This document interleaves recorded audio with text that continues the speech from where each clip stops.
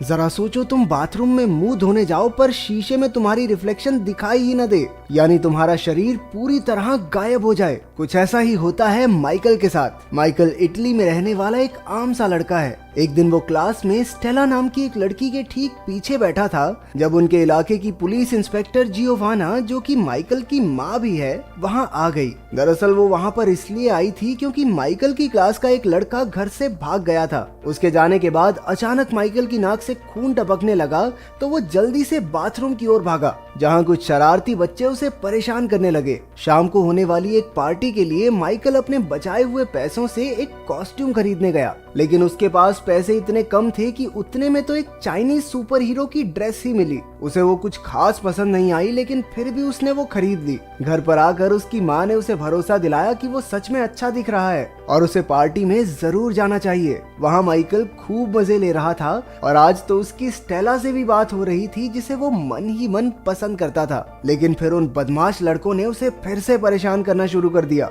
और वो उनसे बचने के लिए भागकर बाथरूम में छुप गया। इस सब से परेशान होकर उसने जोर से कहा कि काश वो अदृश्य हो जाए। अचानक से लाइट चली गई और वो खिड़की से भागकर घर चला गया। अगले दिन उसके कुत्ते के भौंकने की आवाज से उसकी नींद खुली और जब वो बाथरूम में ब्रश करने पहुंचा तो उसने देखा कि वो शीशे में दिखाई ही नहीं दे रहा था। उसके कपड़े तो दिख रहे थे लेकिन उसका शरीर एकदम गायब। उसने जल्दी से सारे कपड़े उतार दिए। अचानक से उसकी माँ वहाँ आ गई, लेकिन जब उसे भी वो दिखाई नहीं दिया तो वो समझ गया कि वो अदृश्य हो चुका है और उसके अलावा उसे कोई नहीं देख सकता। उसने एक कागज पर लिखा कि वो आज जल्दी स्कूल जा रहा है और उसे अपनी माँ के पास रख दिया। कागज पढ़कर जियोवाना ने उसे फोन किया और गायब हुए माइकल ने कॉल उठाकर कह दिया कि हाँ मम्मी, सब बढ़िया है, मैं स्कूल पहुंच गया, मेरी चिंता मत करना। फिर वो अपने शरीर को पूरी तरह कपड़ों से ढककर स्कूल पहुंचा। इसके बाद उसने सोचा कि क्यों ना अपनी इस नई ताकत से उसे परेशान करने वाले लड़कों को सबक सिखाया जाए। वो अपने सारे कपड़े उतार कर स्कूल में घुस गया।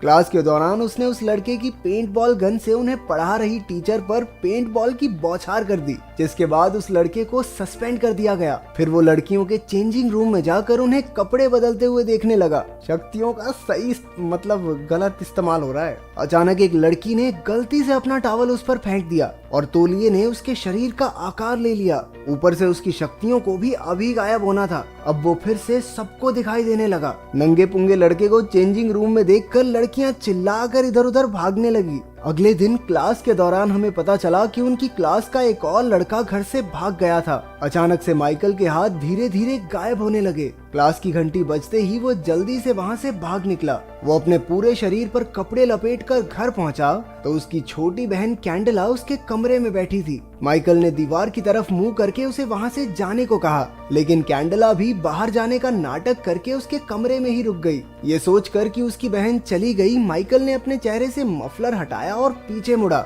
उसे देखकर कैंडला डर के मारे चिल्लाने लगी। माइकल ने उसे शांत किया और समझाया कि पता नहीं कैसे, लेकिन उसकी चाइनीज सुपर हीरो कॉस्ट्यूम ने उसे गायब होने की ताकत दे दी है। जब जियोवाना घर लौटी तब तक माइकल अदृश्य हालत में ही था। उसने अपनी माँ को फोन पर किसी से बात करते सुना कि माइकल असल में अडॉप्टेड है और कई साल पहले उसे कोई जियोवाना के घर के बाहर छोड़कर चला गया था। माइकल इस बारे में कुछ नहीं जानता था और वो दुखी होकर बाहर चला गया। जब वो अकेला बैठा झूला झूल रहा था तो स्टेला वहाँ आई। उसे लगा कि वहाँ शायद कोई भूत है, लेकिन वो बिना डरे साथ वाले झूले पर जाकर बैठ गई। क्या साइको लड़की है ये, भूत के पास कौन जाता है? स्टेला ने उसे अपना दोस्त बनने के लिए कहा। इस बात पर माइकल ने भी जमीन पर एक स्माइली फेस बना दिया। वो थोड़ी देर साथ खेले, जिसके बाद स्टेला वहाँ से चली गई। माइकल की नजर थोड़ा दूर खड़े एक आदमी पर पड़ी जो आंख गड़ाए उसकी ओर देख रहा था, लेकिन फिर पता चला कि वो तो असल में अंधा है। रात के समय माइकल स्टेला के घर पहुंचा। वो भी एक अदृश्य दोस्त बनाकर बहुत खुश थी। कुछ देर बाद उन्होंने एक दूसरे को किस किया, लेकिन अचानक माइकल की शक्तियां फिर से जाने लगी। इससे पहले कि स्टेला उसका चेहरा देख पाती वो वहाँ से भाग निकला। कुछ समय बाद स्टेला जिम्नास्टिक्स हॉल में अकेली प्रैक्टिस कर रही थी जब अचानक किसी ने उस पर एक डार्ट से हमला किया। जल्द ही वो बेहोश होकर गिर पड़ी। अपने घर पर बैठा माइकल ठान लेता है कि अब वो स्टेला को अपनी शक्तियों के बारे में बता देगा। वो अपने कुत्ते को घुमाता हुआ जिम्नास्टिक्स हॉल के पास पहुंचा, जहां उसने मुखौटा पहने एक आदमी को देखा जिसने स्टेला को अपने कंधे पर उठाया हुआ था। माइकल ने उसे रोकने की बहुत कोशिश की। उसके कुत्ते ने तो उस आदमी के हाथ पर काट भी लिया, लेकिन वो आदमी किसी तरह स्टेला को अगवा करके वहाँ से भाग निकला। कुछ देर बाद पुलिस वहां आ गई और उन्हें समझ आया कि बच्चे घर से भागे नहीं बल्कि उन्हें तो किडनैप किया गया है। स्टेला की आंखें खुली तो वो एक सुनसान कमरे में थी और उसके सर से बहुत सारी तारें जोड़ी गई थी। हम देखते हैं कि वहाँ पर माइकल का एक टीचर भी मौजूद था। उन्होंने स्टेला पर कुछ टेस्ट किए और बाद में बाकी 2 बच्चों के साथ एक कमरे में बंद कर दिया। अगले दिन माइकल समुद्र किनारे अकेला बैठा था जब वो अंधा आदमी उससे मिलने आया। वो उसके पूछने से पहले ही उसके सभी सवालों का जवाब दे रहा था, मानो वो आदमी माइकल का दिमाग पढ़ सकता हो। उसने बताया कि उसका नाम आंड्रेज है और वो माइकल का असली पिता है। माइकल ने उसकी बात नहीं मानी और चिल्लाकर कहा कि तुम झूठ बोल रहे हो। लेकिन फिर आंड्रेज ने उसे पूरी कहानी सुनाई। उसने बताया कि वो रूस के एक गांव में रहने वाला एक आम लड़का था, लेकिन एक दिन न्यूक्लियर रेडिएशन के लीक होने की वजह से उनके गांव के ज्यादातर लोग मारे गए, लेकिन जो बच गए उनके अंदर करिश्माई शक्तियां आ गई थी।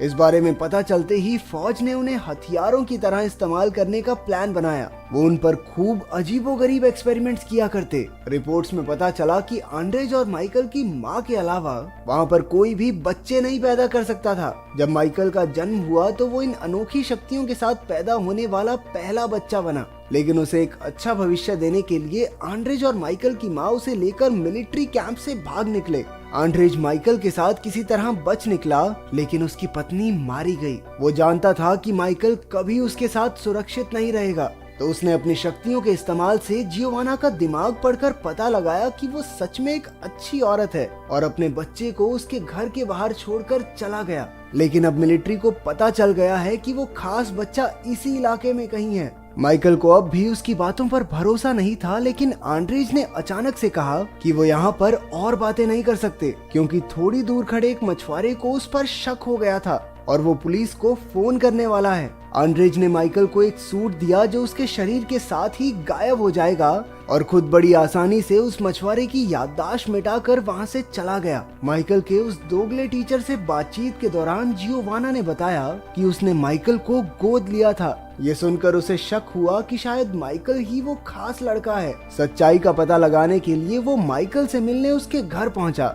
बातचीत के दौरान माइकल ने टीचर के हाथ पर कुत्ते के काटने का निशान देखा और वो समझ गया कि वही स्टेला का किडनैपर है। वो एक कमरे में जाकर गायब हो गया और मौका देखकर भाग निकला। भागते भागते माइकल ने उसे परेशान करने वाले शरारती लड़के इवान को देखा। वो उसके पीछे बैठ गया और उसे जल्दी से बाइक भगाने को कहा। एक सुनसान जगह पहुंचकर माइकल ने इवान को सारी बात समझाई। उधर स्टेला ने दिमाग लगाया कि अगर वो एक के ऊपर एक खड़े हो जाएं, तो कमरे से बचकर निकल सकते हैं। उसकी तरकीब काम भी कर गई और वहाँ से निकलकर वो छत पर पहुंची, जहाँ उसे एक सर्च लाइट मिली। उसे भरोसा था कि उसका अदृश्य दोस्त उसे जरूर ढूंढ रहा होगा, तो उसने लाइट पर वैसा ही स्माइली फेस बना दिया जैसा उनकी पहली मुलाकात वाले दिन माइकल ने बनाया था। उसके सिग्नल को देखकर माइकल समझ गया कि स्टेला कहाँ है।